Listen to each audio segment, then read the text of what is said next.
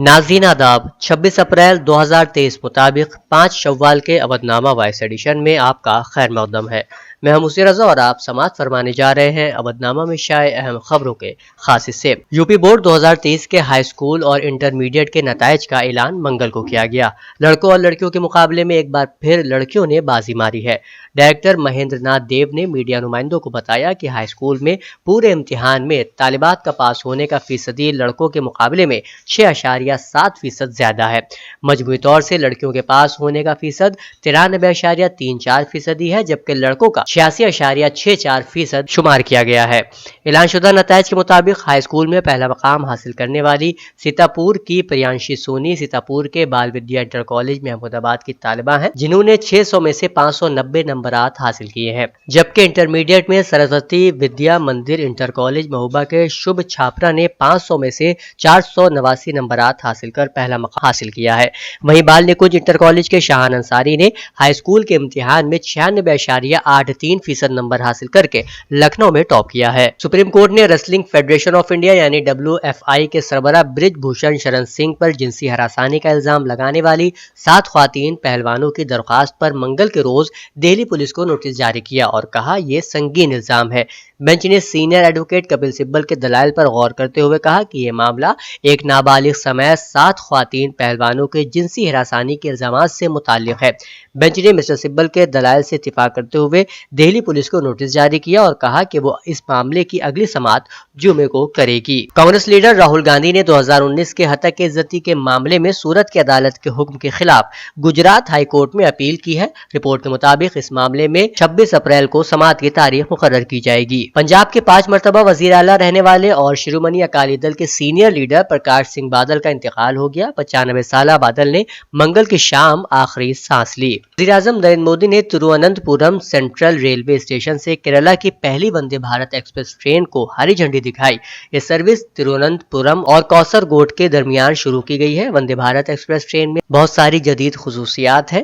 इस मौके पर वज़ीर आज़म नरेंद्र मोदी ने कहा कि हुकूमत ताउन पर मबनी वफाकियत पर तवज्जो मरकूज करती है और इसका मानना है कि रियासतों की तरक्की ही मुल्क की तरक्की है।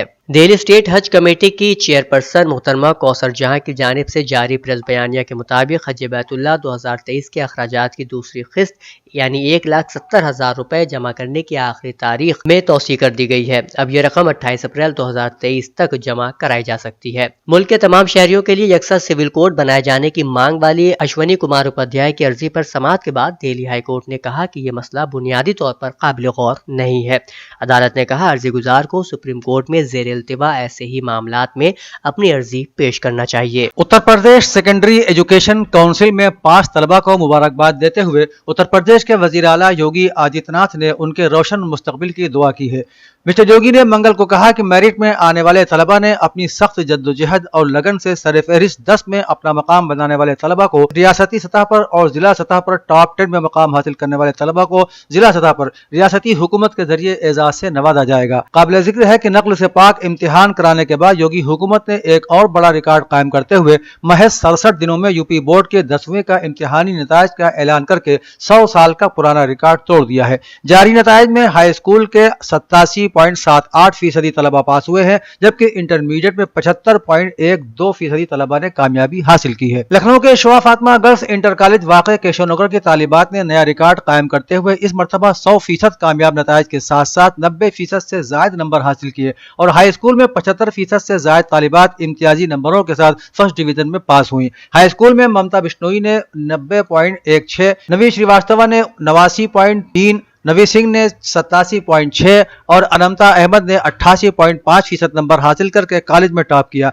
जबकि इंटरमीडिएट में अनुभूति पांडे 83.6, विद्यांशी यादव 76.6 और इकरा खातून, वैष्णवी राजपूत, आंचल मौर्य ने 74.8% नंबर के साथ कामयाबी दर्ज कराई। तालिबात की कामयाबी पर कॉलेज के बानी व डायरेक्टर प्रोफेसर शारिफ रदौलवी ने college principal Meera Tripathi, teachers और कामयाब तालिबात को मुबारकबाद देते हुए उनकी हौसला अफजाई की। भारतीय जनता पार्टी ने बल्दियाती इंतखाबात में अपने वादे के मुताबिक इस मरतबा मुसलमानों को 300 से ज्यादा टिकट दिए हैं। इसमें म्यूनिसिपलिटी और नगर पंचायत सदर के लिए भी 30 टिकट दिए गए हैं। مسلمانوں کو جو ٹکٹ دیے گئے ہیں ان میں زیادہ تر مغربی اتر پردیش کے ہیں۔ بھارتی جنتا پارٹی کا اندازہ ہے کہ یہ سیٹیں جیت کر بی جے پی لوک سبھا انتخابات سے پہلے تقریباً 200 نئے مسلم لیڈروں کو میدان میں اتارے گی، جس کی وجہ سے اتر پردیش میں بی جے پی کو ایک نیا ووٹ بینک ملے گا۔ بی جے پی نے جن لیڈروں کو ٹکٹ دیا ہے ان میں سے زیادہ تر کا تعلق پسماندہ برادری سے ہے، اس کے علاوہ شیعہ برادری کو بھی کافی ٹکٹ دیے گئے ہیں۔ سماجوادی پارٹی کے صدر اکھلیش یادو نے بی جے پی حکومت پر اسمارٹ سٹی اسکیم کے نام پر بدعنوانی میں ملوث رہنے کا الزام لگاتے ہوئے کہا ہے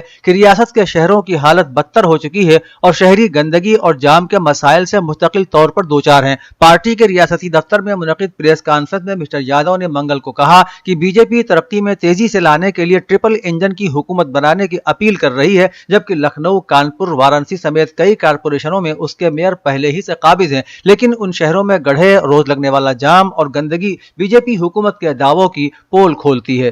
Muslim Personal Law Board of India کے ریاستی صدر حافظ نور احمد رضا اظہری کے خلاف ایف آئی آر درج کی گئی ہے۔ ان پر الزام ہے کہ انہوں نے پریاگ راج میں عتیق اشرف قتل کیس کے پیچھے یو پی کے وزیر اعلیٰ یوگی آدتیہ ناتھ کا ہاتھ ہونے کی بات کہی تھی۔ لکھنؤ کے سائبر کرائم پولیس اسٹیشن کے انچارج مسلم خان نے بتایا کہ عتیق احمد اور اشرف کے قتل کے بعد special D G law and order Prashant Kumar نے سوشل میڈیا پر اشتعال انگیز پوسٹ کرنے والوں پر نظر رکھنے کی ہدایت دی تھی۔ ٹویٹر پر ایک ٹویٹ ویڈیو میں دعویٰ کیا گیا ہے کہ Muslim Personal Law Board of India کے ریاستی صدر حافظ نور احمد رضا اظہری کہتے ہیں کہ عتیق اشرف کو یوگی آدتیہ ناتھ نے قتل کروایا ہے۔ اس ٹویٹ کی بنیاد پر مختلف برادریوں کے درمیان نفرت پھیلانے اور آئی ٹی ایکٹ کے تحت مقدمہ درج کر کے تحقیقات کی جا رہی ہیں۔ اودھنامہ کے جہانما صفحے کے مطابق امریکی ریاست منیسوٹا کے شہر منیاپولس کی انتظامیہ نے بے ہنگم آواز آرڈیننس میں تبدیلی کرتے ہوئے پہلی مرتبہ مسلمانوں کو 5 بار با آواز اذان دینے کی اجازت دے دی ہے۔ مذکورہ قانون میں تبدیلی کے بعد منیاپولس امریکہ کا وہ پہلا شہر بن گیا ہے جہاں مسلمانوں کو 5 وقت لاؤڈ اسپیکر میں اذان دینے کی اجازت حاصل ہے۔ اس سے پہلے اسی شہر میں مسلمانوں کو صبح اور عشاء کی اذان کے علاوہ تمام اذانیں لاؤڈ اسپیکر پر دینے کی اجازت حاصل تھی، جبکہ بعض مرتبہ مسلمانوں کو رمضان المبارک میں 5 بار اذان دینے کی اجازت مل جاتی تھی۔ منیاپولس شہر کی حکومت نے بے ہنگم آواز آرڈیننس کو تبدیل کرتے ہوئے مسلمانوں کو پورے سال 5 وقت کی اذان لاؤڈ اسپیکر پر دینے کی اجازت دے دی ہے۔ سوڈان میں فوج اور پیراملٹری فورس کے درمیان 10 روز سے جاری خانہ جنگی میں آئندہ 3 روز تک کے لیے جنگ بندی کا اعلان کر دیا گیا۔ امریکی سیکرٹری خارجہ اینٹونی بلنکن نے جنگ بندی کے نفاذ سے کچھ دیر پہلے جاری ایک بیان میں کہا کہ سوڈان آرمڈ فورس یعنی ایس اے ایف اور rapid support forces R S F نے طویل مذاکرات کے بعد جنگ بندی پر اتفاق کر لیا۔ اس تنازع پر قابو پانے کے لیے پچھلی تمام کوششیں ناکام رہی تھیں، لیکن اب بالآخر دونوں فریقین نے اس بات کی تصدیق کر دی ہے کہ وہ 3 روز کی جنگ بندی پر راضی ہو گئے ہیں۔ آر ایس ایف کی جانب سے کی جانے والی ٹویٹ میں کہا گیا ہے کہ اس جنگ بندی کا مقصد انسانی ہمدردی کی راہ قائم کرنا ہے تاکہ شہریوں اور رہائشیوں کو ضروری وسائل، علاج، معالجہ اور محفوظ علاقوں تک رسائی کی اجازت مل سکے۔ روس کی وزارت دفاع نے کہا ہے کہ یوکرین نے روس کے بحری بیڑے پر ڈرون کشتیوں کے ذریعے حملہ کر کے ضمانتوں کی خلاف ورزی کی ہے اور بحیرہ اسود اناج راہداری سمجھوتے کی میعاد میں اضافے کو خطرے میں ڈال دیا ہے۔ روس کی وزارت دفاع نے تحریری بیان میں کہا ہے کہ صرف ترکیہ کی ضمانت اور انسانی راہداری کو روس کے خلاف عسکری مقاصد کے لیے استعمال نہ کرنے سے متعلق تحریری یقین دہانیوں کی بدولت اناج راہداری سمجھوتے کی میعاد میں توسیع کی گئی تھی، لیکن اس سال 23 مارچ اور 24 اپریل کو یوکرین نے دوبارہ ان ضمانتوں کی خلاف ورزی کی اور ڈرون کشتیوں کے ذریعے روس کے بحری بیڑے اور شہری انفراسٹرکچر پر بار بار حملے کیے ہیں۔ سعودی عرب میں آتش بازی سے متعلق ایک قانون سامنے آیا ہے۔ سعودی پبلک پراسیکیوشن نے آتش بازی کے سامان کی تیاری یا اس کی خرید و فروخت کو جرم قرار دیا ہے اور اس پر قید اور جرمانے کی سزا بھی مقرر کی ہے۔ سعودی پبلک پراسیکیوشن نے کہا ہے کہ آتش بازی کا سامان بنانا یا اسمگل کرنا قابل سزا جرم ہے اور اس پر قید اور جرمانے کی سزا مقرر کی گئی ہے۔ پبلک پراسیکیوشن نے اپنے ٹویٹر پہ کہا کہ سعودی قانون کے تحت آتش بازی تیار کرنا، ذخیرہ کرنا، برآمد کرنا، درآمد کرنا، سودا کرنا، تلف کرنا یا اسمگل کرنا جرم ہے۔ پراسیکیوشن کے مطابق وزارت داخلہ کی اجازت کے بغیر اس حوالے سے کوئی بھی سرگرمی غیر قانونی مانی جائے گی۔